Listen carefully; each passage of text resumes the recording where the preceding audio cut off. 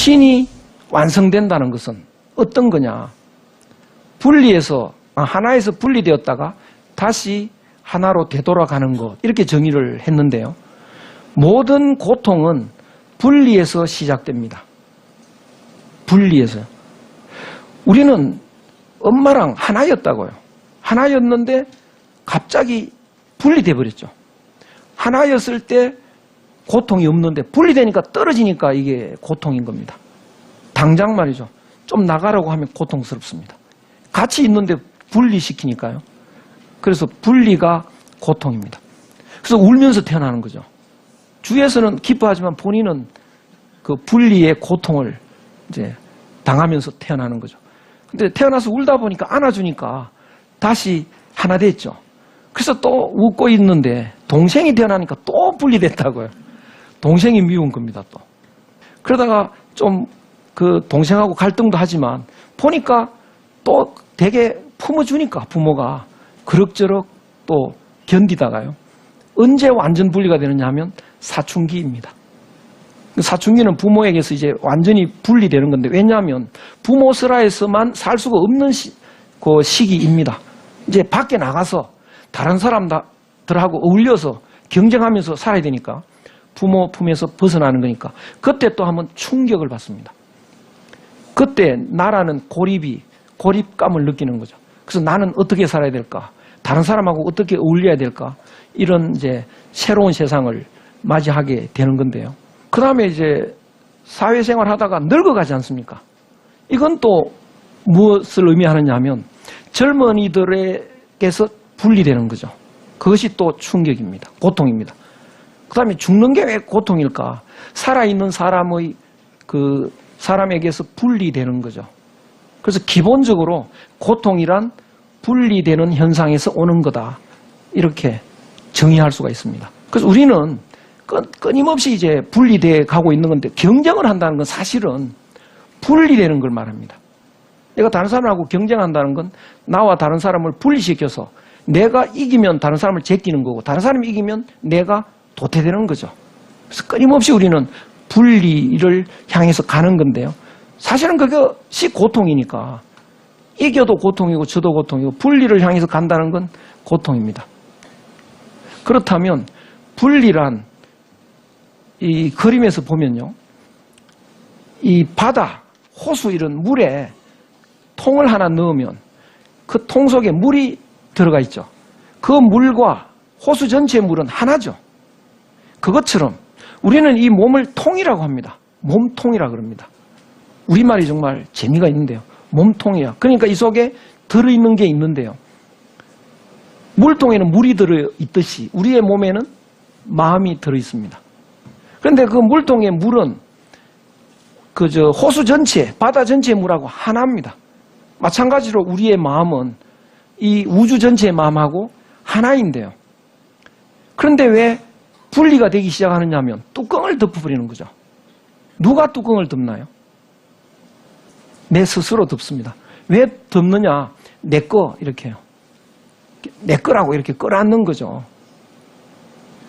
이 끌어안는 거, 이것이 분리죠. 이렇게 다른 사람 못 가져가게. 이게 뚜껑 덮는 거라고요. 이게 한아름 아닙니까? 그렇죠? 아름이라는 게 내 거라는 걸 말합니다. 사적인 걸 아름 그럽니다. 그러니까 이 아름이, 내 아름이 이게 분리니까, 이게 고통이니까 이걸 없애야 된다고요. 아름이 없어지면 어떻게 되나요? 아름 다 없다 이렇게 되는 거죠. 아름이 다 없어졌다. 아름답다죠. 그랬죠. 네. 이거를 이 속에 이제 내가 내 거를 잔뜩 갖고 있는데요. 남한테 안 뺏기기 위해서 꽉 쥐고 있습니다. 완전한 분리가 돼버린 거죠. 그런데 그것이 자기가 고통인 줄을 모르고 있는 건데요.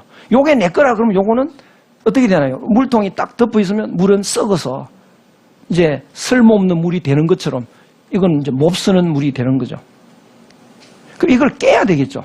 단단한 이 통을 깨야 되겠죠. 그래야 이것이 원래 모습으로 돌아가는 것. 그것이 우리가 해야 될 수양의 내용이죠. 깨야 됩니다.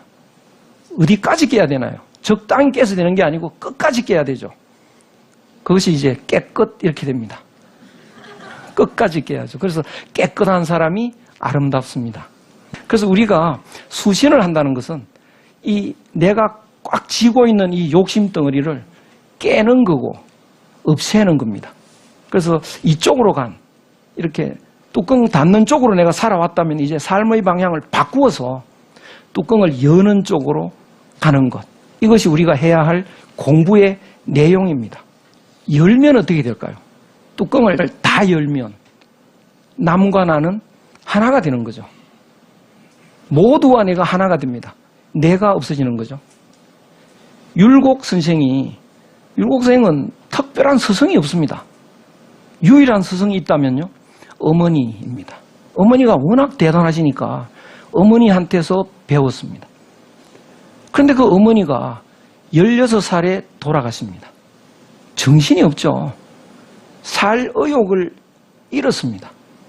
그래서 3년상을 얼른 마친 뒤에 금강산에 마하연이라는 절에 들어갑니다. 인생이란 무엇이냐, 살아서 무슨 의미가 있겠는가 이래서요, 허무해서 그래서 불교 공부를 한다고요. 한 3년 불교 공부를 하다가 깨달았습니다. 율곡 선생이요. 그때 일화가 있는데요, 그 일화를, 그때 있었던 일을, 깨달은 내용을 중룡을 통해서 정리한 게 있습니다. 중룡 제12장에 이런 말이 있는데요, 시경에서 말했다. 시운, 연비, 여천, 의약, 우연, 언기, 상하, 차랴, 이런 말이 있습니다. 여는 솔개인데요, 솔개가 날아서, 여천은 하늘에 이른다. 솔개가 날아서 하늘에 이른다.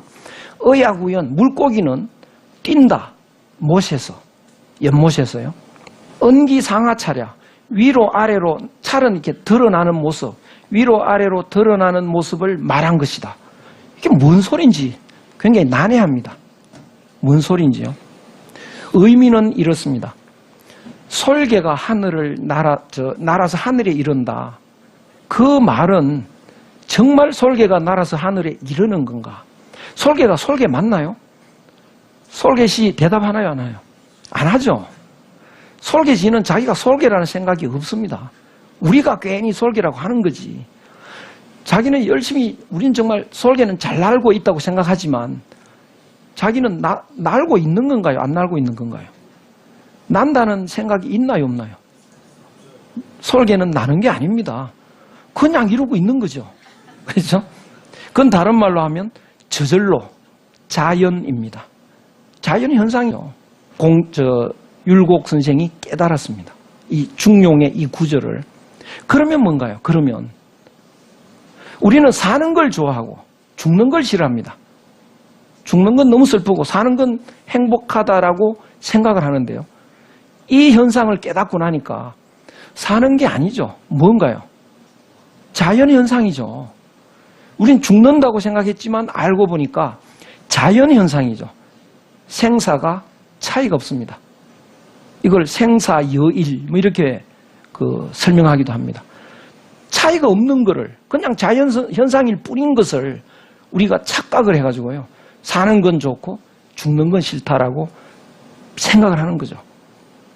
솔개는 위에서 날아다닌다고 생각을 하고 물고기는 헤엄친다, 못에서 헤엄친다라고 생각을 하는 거죠. 차이가 없는 것을. 그걸 깨달은 순간에 더 이상 절에 있을 필요가 없는 거죠. 이제 보따리사 갖고 나오는 겁니다. 절과 이 속세가 차이가 없는 겁니다. 그래서 보따리사 갖고 나오기 전에 이제 산보를 이렇게 갔는데요, 그 스님이, 노성이 이렇게 산에 앉아 있습니다. 참선을 하고 있었던 거죠. 보니까 암자가 하나 있는데 보니까 밥 먹은 불 뗀 흔적이 없어요. 그래서 수작을 했습니다. 노성은 무엇을 먹고 사오? 이랬더니 말은 않고 이렇게 솔잎을 가르칩니다. 아, 솔잎을 먹고 사는구나. 근데 여기 뭘 하고 있어? 그러니까 이제 참선을 하고 있으니까요, 왜 세상을 두고 여기서 이루고 있어? 속된 선비가 뭘 알겠어? 이렇게 이제 율곡을 비난을 하는 거죠. 그래서 거기서 이런저런 이제 이야기를 합니다. 주고받건 이야기를 하다가 이 노성이 보니까 보통 선비가 아니거든요. 선비는 보통이 아니다. 내한테 시 한 수 지어주어서 깨달음의 경지를 설명해다오. 그래서 이 설명이 나오는 건데요. 의약 연비 상하동. 물고기가 뛰고 솔개가 나는 것은 다른 게 아니다. 위아래가 같은 거야. 예, 무슨 뜻입니까? 살고 죽는 게 다른 게 아니야. 죽는다고 슬퍼할 거 아니야. 네. 속세와 이 성계가 또 이 부처님 세계가 다른 거 아니야. 똑같은 거야. 그러니까 저반, 이 사실은, 이 세계는요, 비색, 역, 비공. 색도 아니고 공도 아니야. 되게 이제 공이다, 색이다 이렇게 따지는 거거든요. 눈에 보이는 건 공이고, 참 색이고, 그 색은 사실은 눈에 보이는 이 산은 산인 것 같지만 우리가 산이라고 의식해서 그렇지 실제로는 산 아니죠, 그거. 그냥 자연으로 있는 거라고요. 산이라고 솔개가 솔개 아니듯이 산이 아닙니다. 그래서 그걸 공이라고 하는데 그러면 산과 공이 이게 다른 거냐? 그거는 산도 아니고 공도 아니고 그냥 구별 안 되는 거죠. 그래서 색도 아니고 공도 아니다, 그거. 그냥 하나로 자연세계일 뿐이다. 그걸 깨닫고 나니까 등한히 한가하게 한 번씩 웃는 거죠. 되게 진리를 얻었을 때는 한 번씩 웃습니다. 씩 웃고 간신세, 자기 몸을 이렇게 한번 보는 거죠. 그럼 이 몸이 뭘까요? 전에는 내 몸이었는데 이제 뭡니까? 자연물이죠. 저기 나무 토막이나 똑같죠. 흘러가는 물이나 돌멩이나 똑같죠. 씩 웃으면서 보니까 독립 혼자 서 있네. 사양 해가 뉘엿뉘엿 기울어졌는데 만목중 많은 나무 가운데 혼자 서 있네. 나무 토막처럼 이런 이야기죠. 이 시를 쓰고 이제 보따리 사갖고 나옵니다. 깨달았다는 시입니다. 그러면 하나로 되돌아갔을 때 그 느낌은 어떨까? 느낌은 보통 사람들은 내가 행복이라는 거는 내 욕심을 채우는 거라고 생각하니까 욕심 없어서 남과 하나가 되면 무슨 낙이 있는가 이런 생각을 하는데요.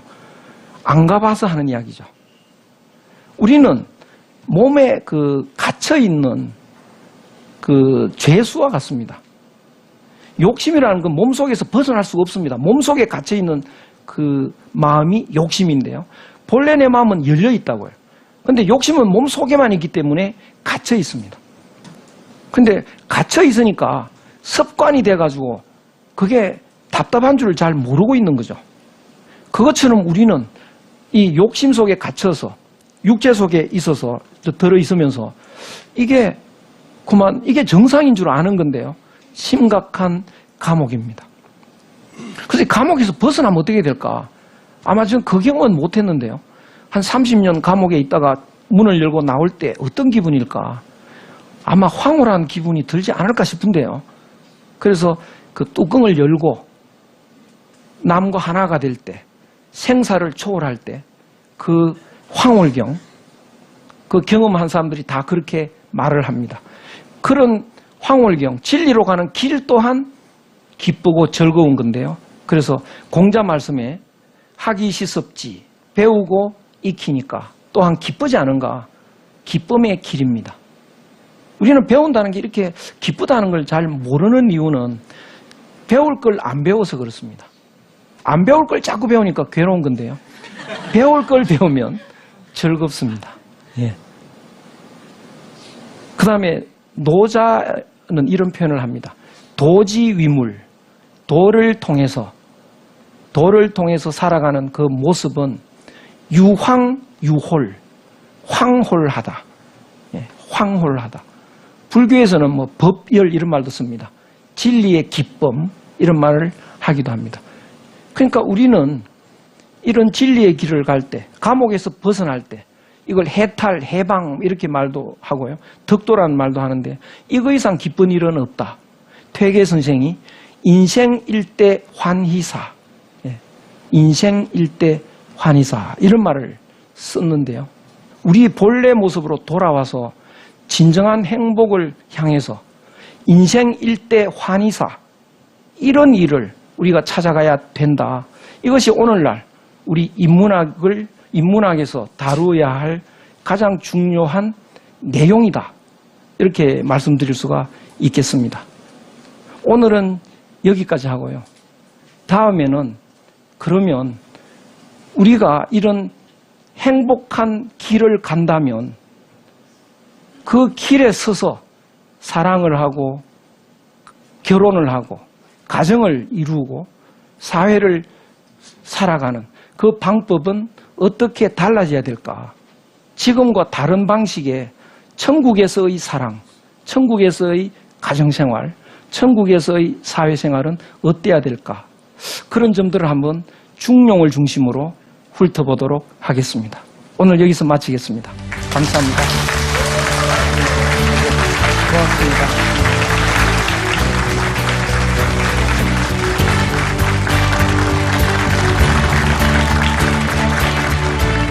매미가 그렇게 시끄럽게 우는 것도 사랑 노래고 개구리가 밤새 우는 것도 사랑 노래고 모두가 그렇게 사랑을 애타게 찾는 그게 생명현상으로 보입니다.